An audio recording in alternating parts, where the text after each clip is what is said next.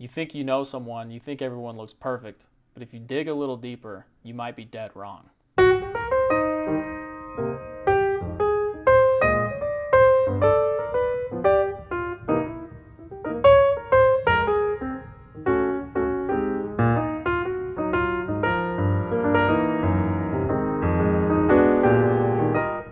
Hello, welcome to Read the Right Thing Book Reviews. I'm Eric. Thank you so much for watching. Philip Roth was an American novelist and short story writer. Roth was born and grew up in New Jersey, and most of his books are set in and around New Jersey. His books are said to be semi-autobiographical, and most of the settings are real places where Roth grew up. He won many awards, and he was famously pessimistic about the future of novels within American society. He said that novels wouldn't be able to compete with the screen, and people wouldn't have the fortitude, the mental fortitude to stick with reading novels. On Wikipedia, I learned that Bruce Springsteen is a huge fan of Roth's, and especially his later books. He took inspiration from an author creating such good work in his later years. And I also read that Roth also had read Springsteen's autobiography, Born to Run. Springsteen said this about Roth: "I'll tell you, those 3 recent books by Philip Roth just knocked me on my ass. To be in his 60s making work that is so strong, so full of revelations about love and emotional pain, that's the way to live your artistic life. Sustain, sustain, sustain." It's no wonder Springsteen loves Roth, because he also loves Richard Ford. Both of these authors write amazing American realism that is set in New Jersey. This book, American Pastoral, I love this book. It also knocked me on my ass, in a good and a bad way. Roth said you haven't truly read a novel if you took more than 2 weeks to finish it. And I think this book took me about 3, so I just missed the cutoff. It's a quite disturbing, depressing book. It's all about pain, emotion, but I honestly loved reading it. I myself, I didn't feel too depressed during or after reading it. It didn't take me to a dark place or anything. I think I've kind of become desensitized to depressing or violent entertainment, though. I just saw the new movie Spencer about Princess Diana, and when we left, a friend said, "Oh man, I'm depressed. That was a depressing movie." And I thought it was depressing, but at the end, I didn't feel depressed. So I don't know, just beware, it might affect you in a different way. American Pastoral is my second Roth novel that I've read. A couple years ago, I read Everyman, which is all about illness and death. I enjoyed Everyman, but I loved American Pastoral so much more. Okay, so let's get into the story. I'm going to try not to spoil anything by just talking about kind of the known plot points, but if you would rather read it and then come back to this review, that might be a good idea. But I'll try not to spoil anything too bad. American Pastoral, I can never remember how you say that. I remember my college professors would almost say like pastoral. American Pastoral is about the crumbling of an all-American picture-perfect family when the daughter turns radical anti-Vietnam War and bombs a local post office/store, killing a man. The book is about chaos, American ideals, family, communication, and so much more. The narrator of this book is a guy named Nathan Zuckerman. Zuckerman is Roth's alter ego that frequently shows up in a lot of Roth novels. Zuckerman talks about his hometown Newark, New Jersey, and the protagonist Seymour the Swede Lavov. Zuckerman idolized this kid, the Swede, growing up. And Zuckerman was friends with the Swede's younger brother, Jerry. So he felt privileged that he got to be around this amazing kid. One time during a hard football practice, as the Swede was walking to the locker room, he looked at Zuckerman and all his friends and said, "Basketball was never like this, Skip." And Zuckerman remembered that for the rest of his life. Just a simple phrase like that. That's how powerful this kid, the Swede, was. Everyone idolized him. And it wasn't even just the people younger than the Swede. The whole town adored this kid. The entire town adored this kid, the Swede, because he was a great athlete, he was good looking, a good student, and just exactly what you would want in a son or a hometown hero. And the city of Newark also needed a distraction during World War II. Small towns, they rally around sports and sports players. And I've seen it myself, but probably even more so during times of war. To Zuckerman and the town, the Swede represented the peak, pinnacle American dream. He was American perfection. But he was also just like them, a local son of immigrants. Zuckerman runs into the Swede at a Mets game in 1985 when they're both adults, and Zuckerman's friend said he turned into a bright-eyed child seeing his hero. Here was this God basically seeing him grown up at a Mets game. A decade after the Mets game, the Swede reaches out to Zuckerman, who was an author, through a letter about possibly writing a tribute about the Swede's father who had passed away. Zuckerman can't stop thinking about a phrase that the Swede used about his father when he said, "Not everyone knew how much he suffered because of the shocks that befell his loved ones." What could these shocks have possibly been? What is beneath the surface of this great family? Zuckerman and the Swede meet up for dinner, and Zuckerman just feels strange talking to this guy. He realizes the Swede is wearing a mask of perfection, and Zuckerman is trying to find what he describes as called the substratum, something beneath the surface that has maybe threatened to destabilize the perfect Swede, but he can't find anything. The Swede just goes on and on and on about his perfect 3 boys and perfect wife and how good the glove company is doing, just on and on and on and on and on about perfection. He seems perfect on the surface, but there must be something there. The only negative thing the Swede talks about is the downfall of their hometown of Newark, how it used to be where everything was manufactured, and now it's the car theft capital of the world. That's the only negative thing they really talk about. That and also cancer tests that come with old age. Zuckerman decides that there is no substratum. This man is just the most boring, perfect man to ever exist. The only thing that ever rose to the surface was more surface. The Swede, Zuckerman concludes, is the embodiment of nothing. Here's this guy who used to idolize him, and now he's meeting him as an adult, and he realizes, this guy is just the embodiment of nothing. It's kind of, it's kind of mean. It's just like, you're not bad, you're not good, you're just like so boring and plain. Like, I don't even want anything to do with you. But yet he's so intriguing at the same time. By suffering, I had meant that suffering he had referred to in his letter provoked his father by the shocks that befell his loved ones. But even if I had thought to bring this letter with me and had rattled it in his face, the Swede would have eluded his own writing as effortlessly as he'd shaken off his tacklers on that Saturday 50 years before at City Stadium against Southside, our weakest rival, and set a state record by scoring 4 times on consecutive pass plays. Of course, I thought, my urge to discover a substratum, my continuing suspicion that more was there than what I was looking at, aroused in him the fear that I might go ahead and tell him that he wasn't what he wanted us to believe he was. But then I thought, why bestow on him all this thinking? Why the appetite to know this guy? Ravenous because once upon a time he said to you and to you alone, basketball was never like this, Skip. Why clutch at him? What's the matter with you?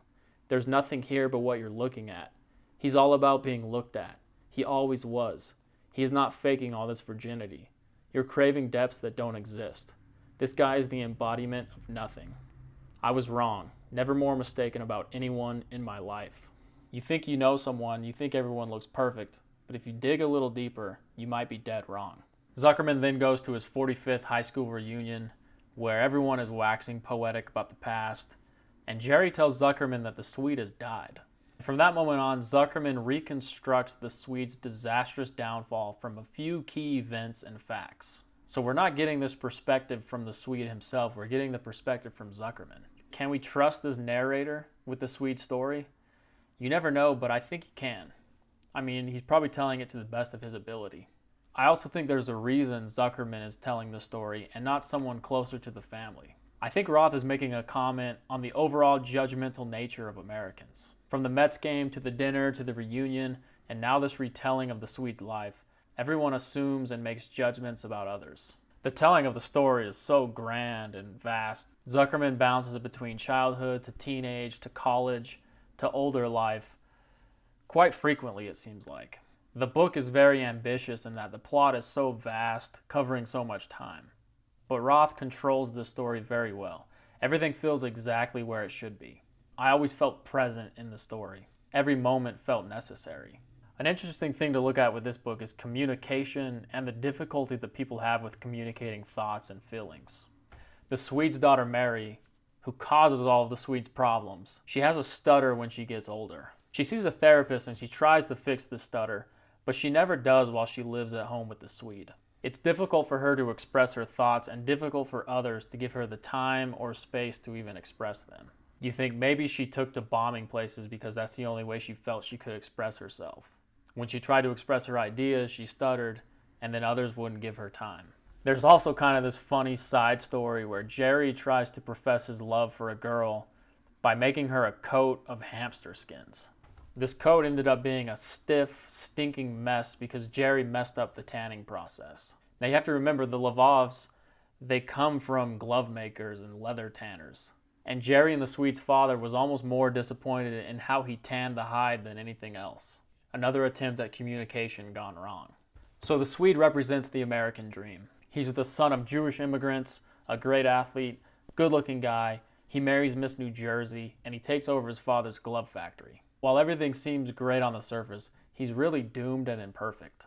His entire life he's tried to do the right thing, and that was exactly the wrong thing. Chaos always prevails. The Swede tries to pinpoint an exact moment that could have caused Mary's rebelliousness and caused her to do something so extreme as to bomb a post office and a store. I mean, after all, she had a picture-perfect childhood in this bucolic setting of New Jersey. What could have possibly set this off? He tortures himself trying to pinpoint an exact moment. He starts to think it could have been the time when they were coming back from the shore and Mary asked her father to kiss her how he kissed Mommy. He continues to go back to this moment as well as others to figure out what caused her to bomb the store. Could it have been this kiss that was so innocent nothing was really there? Or was that a perverted moment that messed up her brain and caused this snowball effect? The Swede had a vision of a perfect life, and he even attains that life for a brief moment. He marries Miss New Jersey, he takes over his father's glove company, he leaves Newark to live in a home closer to nature, full of trees and birds and wildlife. And then him and Dawn, Miss New Jersey, have a beautiful little girl. He grasped his vision of a perfect life until it started to all unravel. His entire vision begins to unravel. After the bombing, Mary runs away and isn't seen for years. And his wife Dawn really struggles throughout these years until she gets a facelift from a Swedish doctor. Dawn is the trophy wife who won Miss New Jersey and participated in the Miss America pageant. Again, we're back to surfaces. What do people see on the surface? When they look at Dawn, most people only see her as kind of a ditzy, money-hungry, beautiful model, but she spends her life trying to convince people otherwise. As Zuckerman might put it, she's trying to show off her substratum. There is a surface level to the beauty that everyone sees when they see Dawn, but she is also more than that.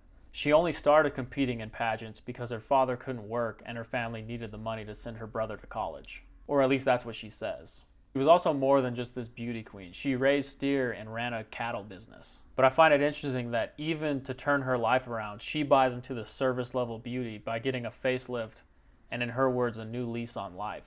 Or not so much a new lease on life, but just making her perfect again. The Swede learns that Dawn actually hates the country home where they live. Everything the Swede loves, he realized Dawn says she hates. And this comes as a huge blow to him. Does she hate him or these things, or is this all just because of their daughter Mary and her actions? The Swede is tipped off that Mary is back in Newark, and he goes to where she is staying and meets her. By this time, Mary's in her 20s, I think. Mary is rail thin, she's incredibly skinny, and she's also kind of a disgusting, smelly human being.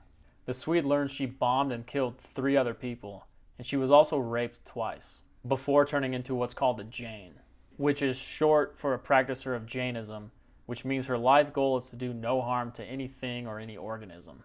That means animals, plants, and even germs you can't see. So her goal is to never shower and eat as little as possible, so as to do no harm. She lives in filth and squalor and is just a disgusting looking human being. At this point, she'll either reach her goal and die of starvation, or probably be raped and murdered. Mary is the Swede's downfall and the absolute worst child. For me, reading this character, I didn't empathize with her at all. She had this perfect childhood, and I don't really understand what drove her to these actions. Jerry says it best when he says the Swede needs to just take control. Get her out of there, grab her, take her, and take control of your child. But for whatever reason, the Swede's paralyzed with this analyzing of what happened. And the Swede doesn't know what to do. Mary's situation is interesting. Roth makes comments on this woke culture that Mary joins and is subdued by. And even her father sometimes questions, she was brainwashed. There's no way she did this. They roped her into this. So it's kind of interesting looking at this. I think he even says woke culture at some point, that this woke culture has penetrated our youth. But either way, 2 authors I've read this year have terrified me of having kids. Philip Roth and Richard Ford. Some of the worst child characters I've ever read. So the Swede is really wrestling with what to do with Mary. His entire life has always been about control. He could control himself and his decisions. He wants to control Mary like he controls his glove company, making perfect gloves, but he realizes he can't control her. He learns that chaos prevails and he really has no control over anything in his life. The ending is so great, so fantastic. I urge you to read this book. It's kind of a cliche, but it's a real page turner. And it's a long book, you know.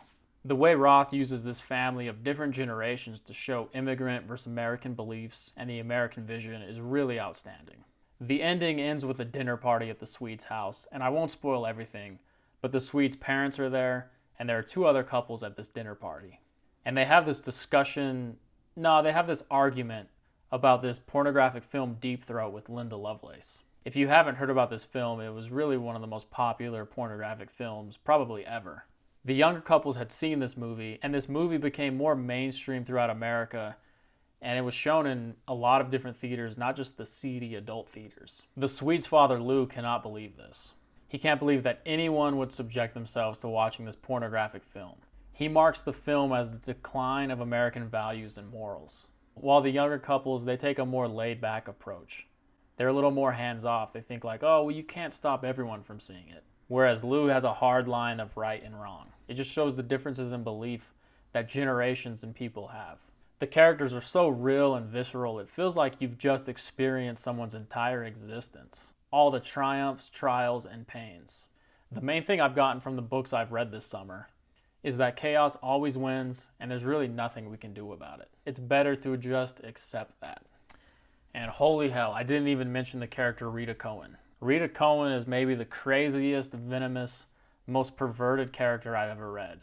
So go read this book. I really love this book. It was the right thing for me. I can't wait to read more Philip Roth. I think I'm going to read Lay of the Land next by Richard Ford, and then maybe get back to some more Philip Roth. This book is just so good. I love this book. You gotta go read it. It's the right thing. So thanks for tuning into this video. I hope you watch some more.